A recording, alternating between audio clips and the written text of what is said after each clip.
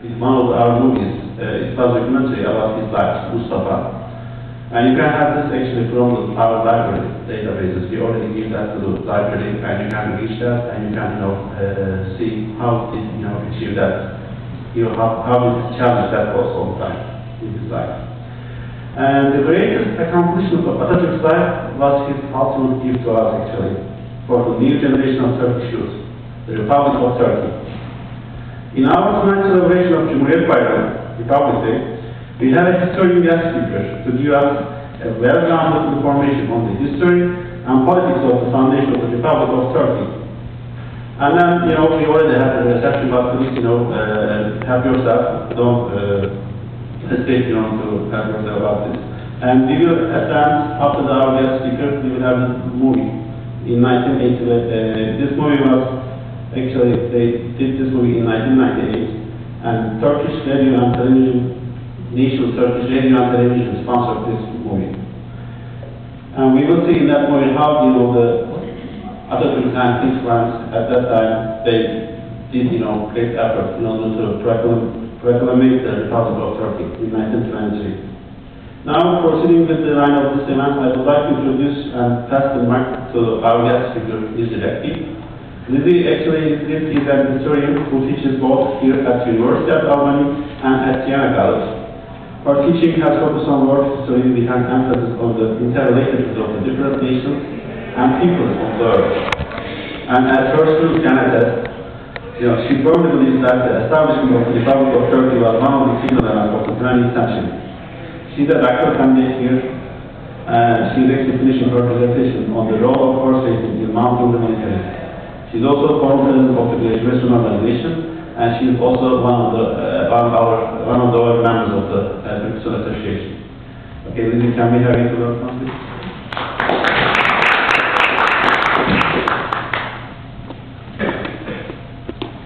Thanks. I won't use the microphone because I'll blow out the speakers. I'm used to teaching in bigger lecture halls without them, and it would be bad if I had a microphone because you wouldn't be able to hear by the end of the evening.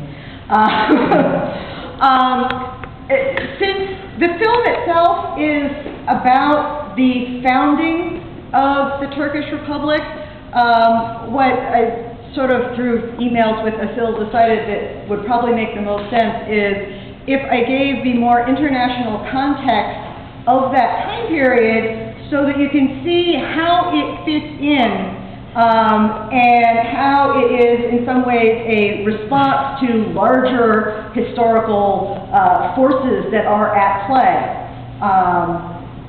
And basically, probably best to start around the mid-1800s. Don't worry, we're not going year by year, I promise. But in the mid-1800s, there are two really important political forces that are picking up steam and are clearly not going to go away.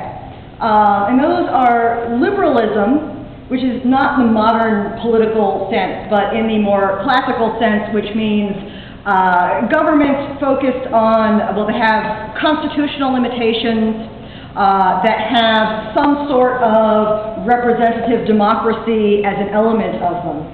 So this idea of liberalism is coming through particularly in Europe, but also a bit in Asia.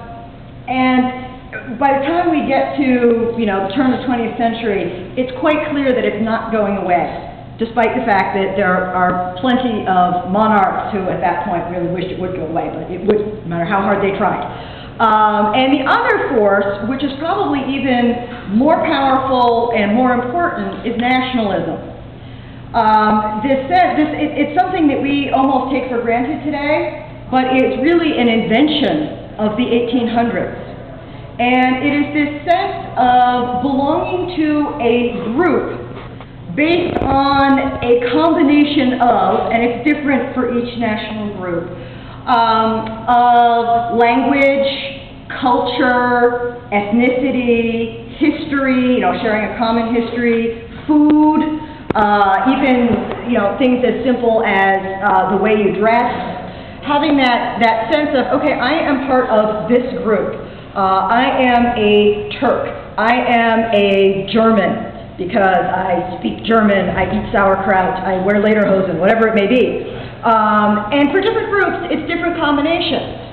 And they don't always have to even be particularly legitimate. I mean, sometimes nationalism can be based on incredibly erroneous senses of history. You know, during the wars in the Balkans, just in the 1990s, it was the Serbs were part of the nationalist rhetoric was, you know, we are all Serbs just like Jesus, which is really not right.